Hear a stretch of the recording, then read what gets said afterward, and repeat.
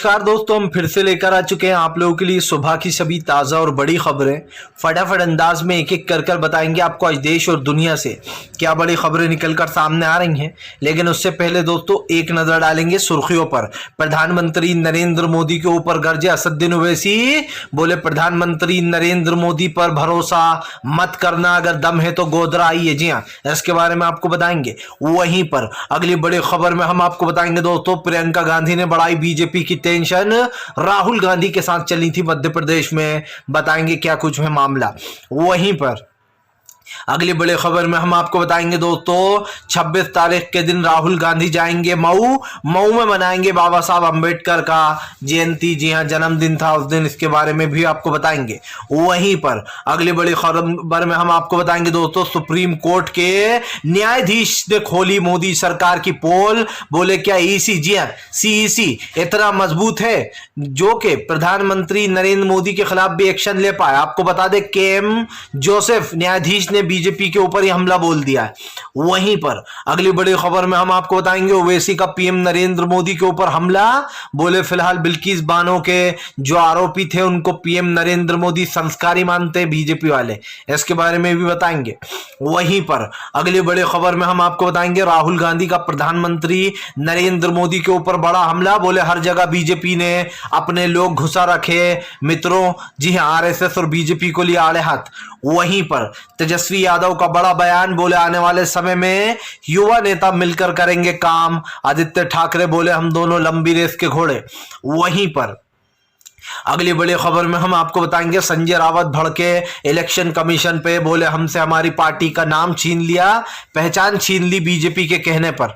वहीं पर अगली बड़ी खबर में हम आपको बताएंगे, कन्हैया कुमार भड़के भारतीय जनता पार्टी के ऊपर, बोले बीजेपी देश को तोड़ रही है, राहुल गांधी देश को सद्भावना जोड़ रहा है, इसके बारे में भी बताएंगे। वहीं पर अगली बड़ी खबर में हम आपको बताएंगे दोस्तों, दरअसल आपको बता दें एक बार फिर से भारतीय जनता पार्टी के ऊपर गरजे अखिलेश यादव, बोले फिलहाल उत्तर प्रदेश में हालात बद से बदतर, महिलाएं असुरक्षित, इसके बारे में भी बताएंगे।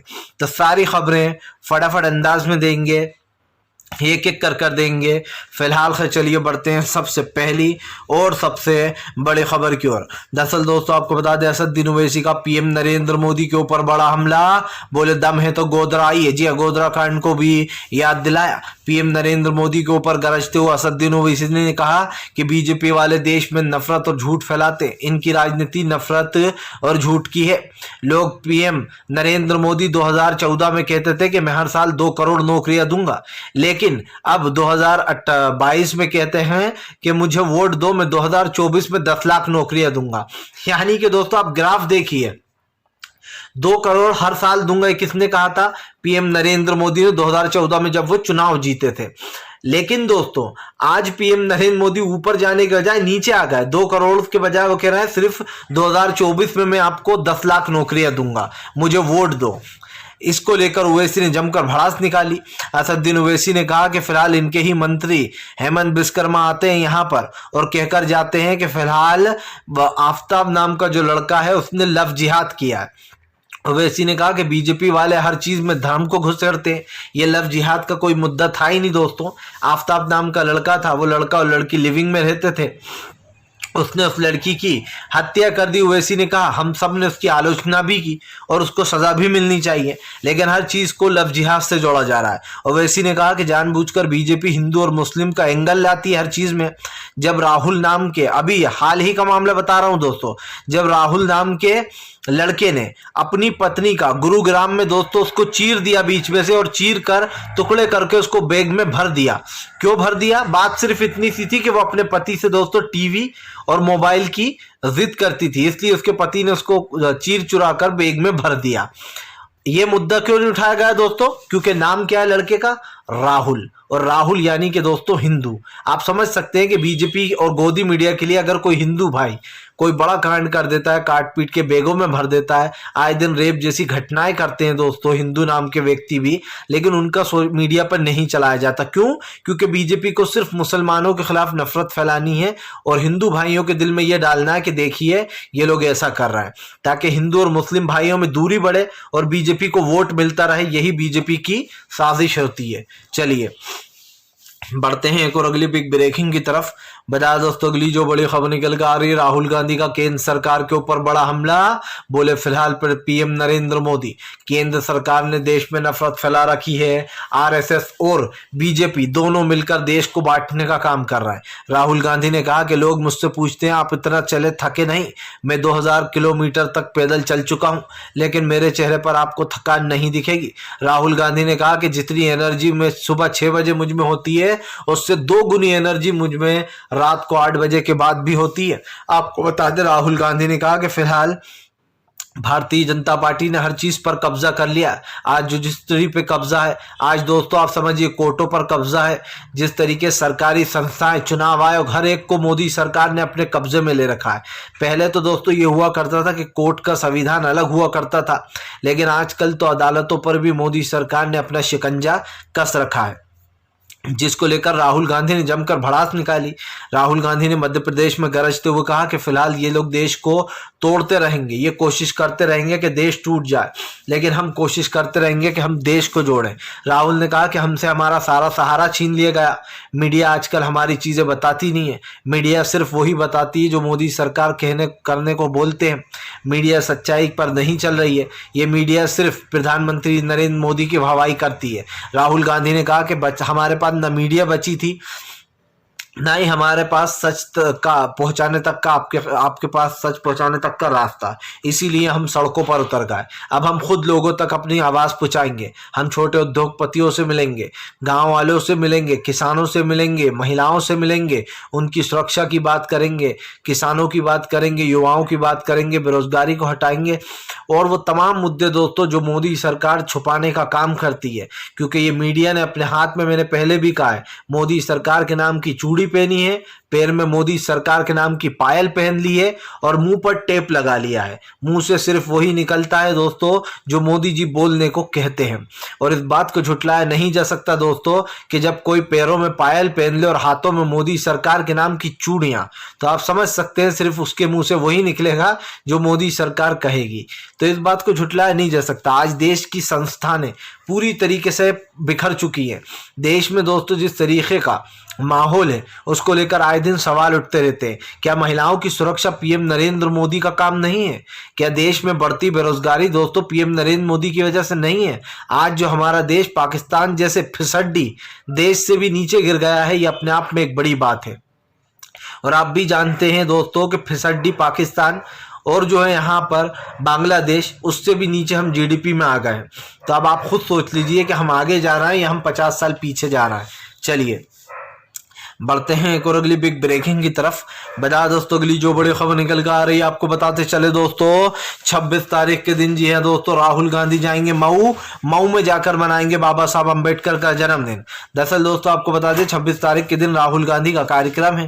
राहुल गांधी उस दिन छुट्टी पर भी मऊ जाकर जो है यहाँ पर बाबा साहब अम्बेडकर का जन्मदिन मनाएंगे। इसी दौरान आपको बता दें राहुल गांधी जब ये बड़ा फैसला लेंगे तो उसको लेकर कहीं ना कहीं एक ये चीज़ सामने आएगी कि फिलहाल राहुल गांधी बाबा साहब अम्बेडकर का जन्मदिन मना रहे हैं। वहीं दूसरी तरफ आपको बता दें कि 26 तारीख के दिन राहुल गांधी ने एक बड़ा स्वागत समारोह भी रखा है। इसी में वो बाबा साहब अम्बेडकर का जन्मदिन मनाएंगे, क्योंकि उसी दिन दोस्तों बाबा साहब अम्बेडकर जिनने जन्म लिया था। आपको बता दें राहुल गांधी देश में हर वर्ग, हर चीज़ को पूछते हैं, हर धर्म को मानते हैं और यही राहुल गांधी की सबसे बेहतरीन और सबसे सही चीज़ है। चलिए बढ़ते हैं एक और अगली बिग ब्रेकिंग की तरफ। बता दोस्तों अगली जो बड़ी खबर निकल कर आ रही, तेजस्वी यादव का बीजेपी के ऊपर बड़ा हमला। बोले हर मुलाकात को सियासत से जोड़ती बीजेपी। आपको बता दें तेजस्वी ने बड़ा हमला बोलते हुए कहा कि आज देश में महंगाई, बेरोजगारी जैसे मुद्दों को भाजपा कमजोर कर रही है। तेजस्वी यादव ने कहा कि आदित्य ठाकरे और हमने मिलकर आगे की रणनीति की बात की है। तेजस्वी ने कहा कि फिलहाल 2 युवा नेताओं ने मिलकर देश के भविष्य के बारे में सोचा है। आपको बता दें तेजस्वी ने कहा कि आज देश में जिस तरीके का माहौल है, खास कर बेरोजगारी चरम सीमा पर है, उसके बारे में भी बात की गई। आदित्य ठाकरे और तेजस्वी यादव ने देश में बढ़ती बेरोजगारी, बढ़ती महंगाई और उन तमाम मुद्दों पर बात की है जो अगले 2024 तक मुद्दे चलने वाले हैं। आपको बताता चलूँ दोस्तों 2024 इस बार बहुत ख़ास है। आप भी जानते हैं कि 2024 ख़ास क्यों है, क्योंकि दोस्तों इस वक्त कहीं ना कहीं पीएम नरेंद्र मोदी से सीधी टक्कर लेते हुए नजर आएंगे आदित्य ठाकरे और तेजस्वी यादव, क्योंकि 2024 में दोस्तों कहीं ना कहीं विपक्ष कांग्रेस के साथ है। और इसलिए है दोस्तों क्योंकि देश की सबसे बड़ी लार्जेस्ट पार्टी है कांग्रेस, और कांग्रेस ही एक ऐसी पार्टी है जो नरेंद्र मोदी को बुरी तरीके से हरा सकती है। आपको याद होगा हमारे देश में मनमोहन सिंह साहब को भी 2 मौके मिले, 10 साल मिले, लेकिन उन 10 सालों में मनमोहन सिंह साहब ने देश की अर्थव्यवस्था को बहुत बेहतरीन तरीके से सुधारा था। आज जो हम देश में दोस्तों आराम से रह रहे हैं, आज जो देश की अर्थव्यवस्था संभली हुई थी अब तक, जब तक मोदी सरकार नहीं आई थी उसके बाद भी संभली रही, वो सिर्फ और सिर्फ मनमोहन सिंह साहब के फैसले ही थे कुछ दोस्तों, जिन फैसलों ने अब तक देश को बचाए रखा है, वरना कब के हमारे हालात श्रीलंका से भी बदतर हो गए होते। पीएम नरेंद्र मोदी ने देश के एक एक सामान बेच डाला है, LIC से लेकर दोस्तों तो ट्रेन हवाई अड्डे तक। और ये बात आप भी जानते हैं कि 2 पूंजीपतियों के हाथ में पूरा देश देना ये अपने आप में एक बेवकूफ़ी है। इसीलिए आदित्य ठाकरे और तेजस्वी यादव ने कहा कि हमने आगे की रणनीति बनाई है। एक मुद्दा ये भी है दोस्तों कि आप जानते हैं महाराष्ट्र में बहुत सारे बिहारी हैं, और ऐसे में तेजस्वी यादव का साथ मिलना शिवसेना के लिए बड़ा फायदा है, क्योंकि तेजस्वी यादव जब प्रचार करेंगे, अगर जाएंगे वो महाराष्ट्र प्रचार करने और वोट की अपील करेंगे, तो आप खुद समझ सकते हैं कि शिवसेना के वोट बैंक पर बहुत असर पड़ेगा और उनको बहुत ज़्यादा फायदा भी मिलेगा इससे। चलिए बढ़ते हैं एक और अगली बिग ब्रेकिंग की तरफ। बता दोस्तों अगली जो बड़ी खबर निकल कर आ रही है, अखिलेश यादव उतरे डिंपल के लिए वोट मांगने, बोले फिलहाल इस बार ऐतिहासिक जीत होगी हमारी, बीजेपी की होगी जमकर हार। आपको बताते चले दोस्तों इन दिनों अखिलेश यादव डिंपल यादव के प्रचार के लिए पूरी कोशिश कर रहे हैं। अखिलेश यादव ने बीजेपी के ऊपर हमला बोलते हुए कहा कि फिलहाल इस वक्त देश में सबसे ज़्यादा महिलाएं असुरक्षित हैं। अखिलेश ने कहा अगर देश की छोड़ दूं उत्तर प्रदेश की बात करूं तो उत्तर प्रदेश क्राइम में नंबर 1 होता चला जा रहा है। अखिलेश ने कहा कि फिलहाल सीएम योगी आदित्यनाथ से कानून व्यवस्था नहीं संभल रही है और उत्तर प्रदेश की कानून व्यवस्था सबसे बदतर हो चुकी है। आपको बता दें अखिलेश ने कहा आए दिन महिलाओं की जो लाशें हैं वो सूटकेस में बंद मिलती हैं, हमारी बेटियों को मारा जा रहा है। अखिलेश यादव ने कहा कि फिलहाल योगी आदित्यनाथ और पूरी बीजेपी नाकाम हो चुकी है कानून व्यवस्था को संभालने में। वहीं दूसरी तरफ अखिलेश यादव ने कहा कि इस बार नेताजी हमारे साथ नहीं है, लेकिन नेताजी का आशीर्वाद हमारे साथ है। अखिलेश यादव ने कहा इस बार मैनपुरी में ऐतिहासिक जीत होगी हमारी, और इतनी बड़ी जीत होगी कि भारतीय जनता पार्टी देखती रह जाएगी। आपको बता दें दोस्तों इस बार नेताजी भले ही साथ ना हो, लेकिन नेताजी की जगह डिंपल यादव को खड़ा किया गया है। ऐसे में अखिलेश यादव ने हुंकार भर ली है। अखिलेश ने साफ कहा है कि फिलहाल इस बार वो किसी भी तरीके से डिंपल यादव को दोस्तों समर्थन देंगे। सबसे बड़ी बात आप एक चीज समझिए दोस्तों, डिंपल यादव को लोग काफी पसंद कर रहे हैं। क्यों कर रहे हैं? क्योंकि सब जानते हैं कि डिंपल यादव एक ऐसा चेहरा है दोस्तों अखिलेश यादव के घर का, जिन्होंने प्रचार जहां जहां करा वहां समाजवादी पार्टी का प्रत्याशी जीता ही जीता। जया बच्चन के साथ प्रचार करने गई थी डिंपल यादव और वहां पर उनकी ऐतिहासिक जीत हुई। लेकिन दोस्तों मैनपुरी एक ऐसा जगह है, या फिर यूं कहते हैं कि ये अखिलेश का ही गढ़ है। यहाँ से बीजेपी को पूरी तरीके से पता है कि वो कभी चुनाव जीत नहीं सकती, क्योंकि नेताजी के जितने भी समर्थक है दोस्तों वो अखिलेश यादव को ही वोट देंगे। और नेताजी ने एक बड़ा काम भी किया था मैनपुरी के लोगों के लिए, इसलिए नेताजी को कभी कोई भूल नहीं सकता है। चलिए बढ़ते हैं एक और अगली बिग ब्रेकिंग की तरफ। बता दोस्तों अगली जो बड़ी खबर निकल कर आ रही है, आपको बता दें दोस्तों इलेक्शन कमीशन पर भड़के संजय रावत, बोले फिलहाल हमसे हमारी पार्टी का नाम और पहचान छीन ली। ये सब कुछ इलेक्शन कमीशन ने बीजेपी के कहने पर किया है। आपको बताते चले दोस्तों इलेक्शन कमीशन और बीजेपी के ऊपर भड़कते हुए संजय रावत ने बोला कि इलेक्शन कमीशन ने निष्पक्ष तरीके से काम नहीं किया, उसने हमारी पार्टी का हमसे पहचान और नाम दोनों छीन लिया। आपको बता दें दोस्तों शिवसेना का अब ना ही त्रिशूल यूज कर सकते हैं ये लोग, और ना ही जो यहाँ पर शिवसेना का नाम यूज कर सकते हैं। ऐसे में दोस्तों ये लोग काफी परेशान हैं। संजय रावत ने बीजेपी के ऊपर हमला बोलते हुए कहा कि ये सब कुछ बीजेपी के कहने पर हुआ है और जानबूझकर उनकी पार्टी को दोस्तों इग्नोर किया जा रहा है। सिंपल सी बात ये है दोस्तों कि आप भी जानते हैं कि जो बोल रहे हैं वो संजय रावत, इसमें कहीं ना कहीं सच्चाई तो है, क्योंकि शिवसेना का नाम छीन लेना सिर्फ इसलिए कि एकनाथ शिंदे ने यह आरोप लगा दिया दोस्तों कि फिलहाल ये असली शिवसेना हम हैं। तो दोस्तों जो उत्तराधिकारी होता है, आप समझिए शिवसेना किसकी थी? बाला साहब ठाकरे की थी। बाला साहब ठाकरे कौन थे? उद्धव ठाकरे के फादर थे। तो फिर जायज तरीके से दोस्तों नाम तो जो है जाहिर सी बात है उनका ही हुआ, उद्धव ठाकरे का, उनकी पार्टी का नाम। लेकिन जानबूझकर एकनाथ शिंदे को ये लगाने को बोला गया। एकनाथ शिंदे के कहने पर कोर्ट ने यह आदेश सुनाया कि फिलहाल अभी ये नाम को यूज नहीं करेगा। इलेक्शन कमीशन ने ये फैसला लिया। ऐसे में ये कहना गलत नहीं होगा कि फिलहाल शिवसेना के साथ गलत हुआ है। हालांकि शिवसेना भी दोस्तों बीजेपी की राजनीति कहीं ना कहीं दिखाई जाती है। जाते जाते आप हमें आज भी याद है 2 जगहों के नाम बदल के गए उद्धव ठाकरे, सिर्फ इसलिए ताकि वो ये बता सकें कि हम बीजेपी से भी बड़े हिंदुत्ववादी हैं। आप समझिए दोस्तों, ये सब लोग वोट तो मांगते हैं, ये भी कहते हैं कि हम भाईचारा दिखाएंगे, लेकिन कभी ऐसा क्यों नहीं होता दोस्तों कि किसी हिंदू जगह का नाम बदलकर मुस्लिमों पर रख दिया जाए? ऐसा कभी नहीं होता। हमेशा दोस्तों मुस्लिम जगहों के नाम हटाकर हिंदू भाइयों पर रख दिए जाते हैं, हिंदू भाइयों पर। लेकिन बात ये नहीं है दोस्तों हिंदू मुसलमान की, बात ये है कि बीजेपी जानबूझकर या फिर दूसरी वो तमाम पार्टियां जो सिर्फ भाईचारे का दिखावा करती हैं और अंत में दोस्तों क्या बता के जाती हैं कि देखो हमसे बड़ा कोई हिंदुत्ववादी नहीं है।